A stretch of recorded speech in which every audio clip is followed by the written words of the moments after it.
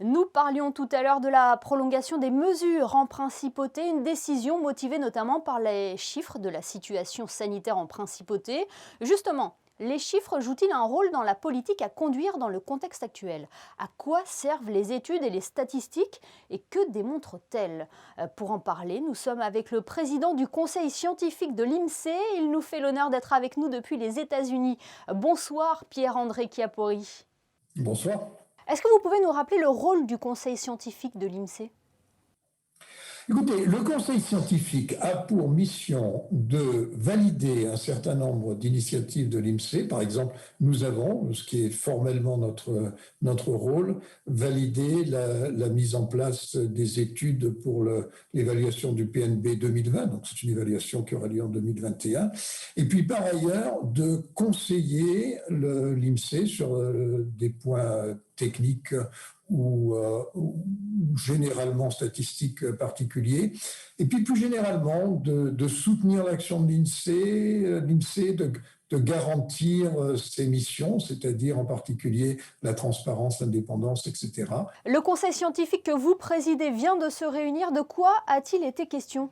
On a parlé évidemment des conséquences du Covid. D'ailleurs, je voudrais en profiter pour saluer la qualité extraordinaire du travail qui a été fait par l'INSEE. Alors, dans le détail, on a parlé d'une part d'un certain nombre de dossiers qui étaient en cours, y compris des choses relativement difficiles qui posaient problème de confidentialité, par exemple les questions de violences faites aux femmes, etc. On a parlé d'une étude qui avait été réalisée par l'INSEE et qui a été présentée publiquement il y a quelques mois sur la consommation de drogue et d'alcool par les jeunes, en particulier au niveau du lycée, et qui est une étude dans laquelle Monaco se situait dans le cadre d'une étude internationale, ce qui était très intéressant. Et puis, on a beaucoup parlé du Covid C'est et de d'actualité. l'impact sanitaire et économique. Les derniers travaux, les dernières études ont pu nous donner des indicateurs? Ah oui, en plein fil de l'actualité se situent les rapports qu'a fait l'INSEE, d'une part sur l'état sanitaire de la pandémie et d'autre part sur les aspects économiques.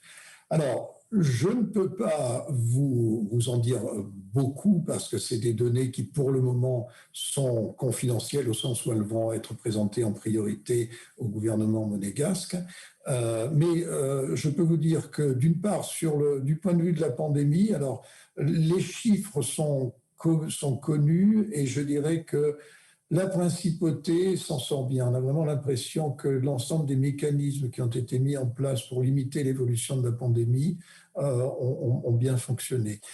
Du point de vue économique, alors d'abord, il est trop tôt pour avoir une idée précise. Je pense qu'on pourra estimer l'impact économique du Covid vers au plus tôt la fin de l'année 2021 et encore à supposer que les choses se soient calmées d'ici là, qu'un vaccin ait pu être disponible, qu'il n'y ait pas une mutation, etc.